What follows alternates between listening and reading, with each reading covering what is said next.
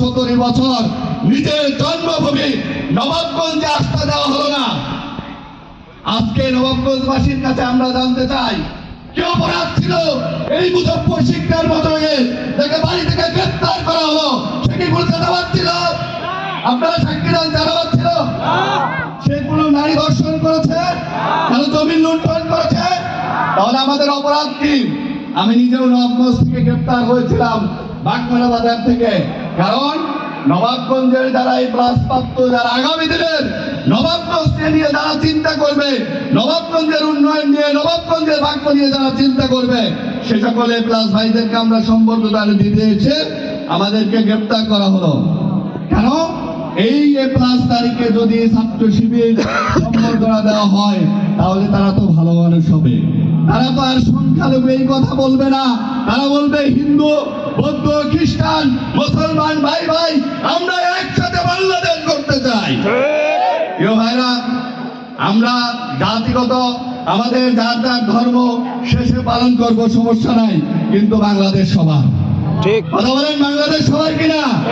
অতএব আগামীর বাংলাদেশ আমরা ন্যায় এবং ইনসাফ ভিত্তিক বাংলাদেশ করতে চাই। আপনারা কি সেই বাংলাদেশ করতে প্রস্তুত?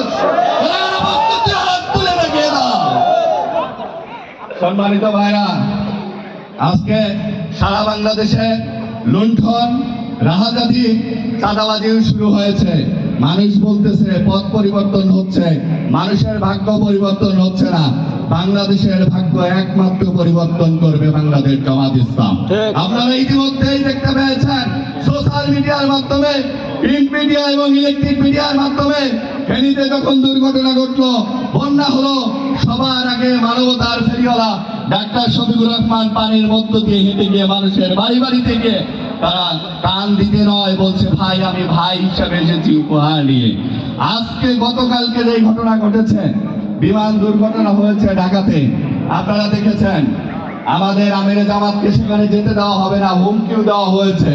অথচ সেই বৃদ্ধ লোকটি গিয়ে সেখানে 50 লক্ষ টাকা এবং 20 জন সার্জারি, 1 ইউনিটের সার্জারি ডাক্তারকে দিয়ে দিয়েছে। আলহামদুলিল্লাহ। দেখুন, কোন সংগঠনের নেতৃবৃন্দরা করতে পারে নাই, যারা জামাত ইসলাম করেছে।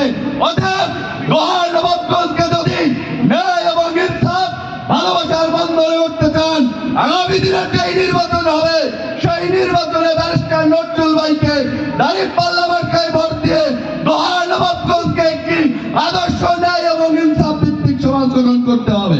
পারবেন তো ইনশাআল্লাহ?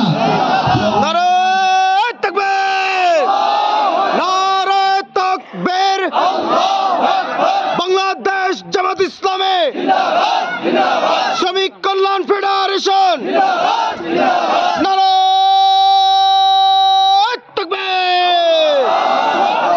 কথা বলে যায় প্রিয় নবাবগঞ্জ।